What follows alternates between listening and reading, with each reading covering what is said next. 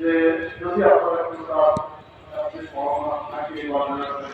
তার সাথে সারা জীবন করেছেন উপদেশ দিয়ে গেছেন সেটা হয়ে গেল 3-4-5 তারিখ করে ওখানে কারো দেওয়ার কথা ছিল